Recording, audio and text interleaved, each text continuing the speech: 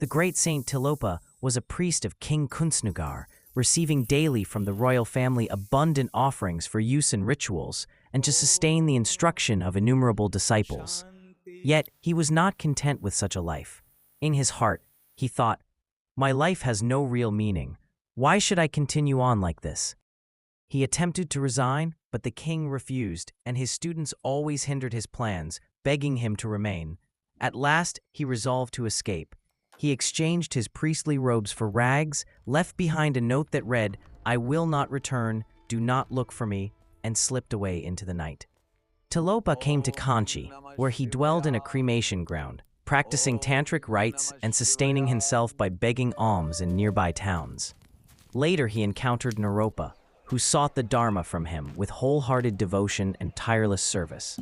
Tilopa continued his practice, and after many years, all stains of mind were purified. He attained the Siddhi of Mahamudra.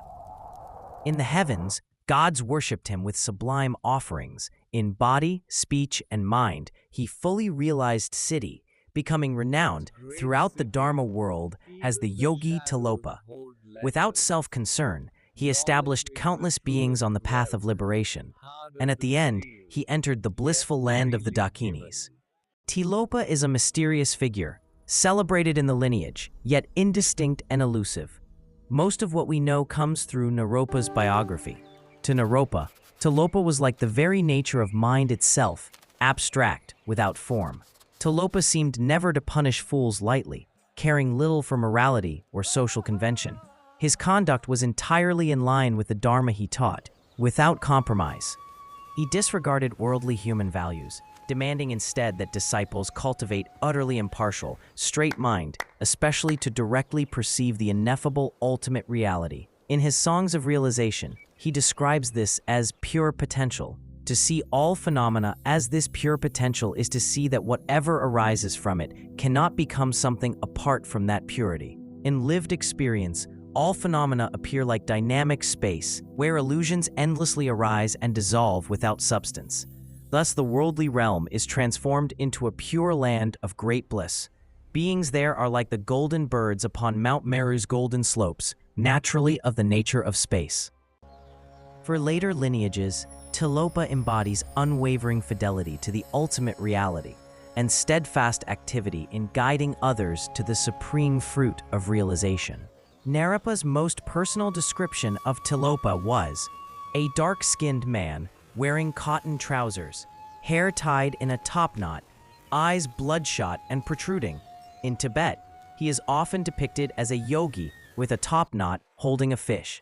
The fish symbolizes the fish of the mind. More precisely, in tantric offering, it represents the 6 sense faculties and mastery over them.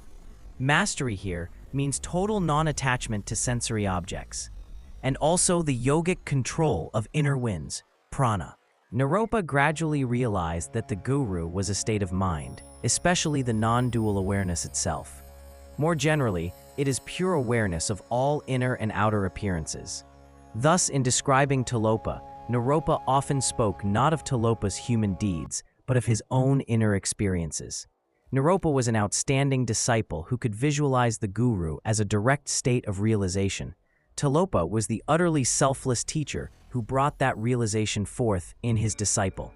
The most direct and pure tantric rituals require that disciples realize Buddhahood already at the time of empowerment. Tilopa compelled Naropa to walk such a path. Naropa's progress was marked by flashes of radiant vision of the guru, followed by plunges into despair and ignorance, a cycle of sudden revivals rather than gradual, stable progress. Naropa is the only disciple of Tilopa known to us. All that we know of Tilopa comes from him, which explains the obscurity surrounding Tilopa.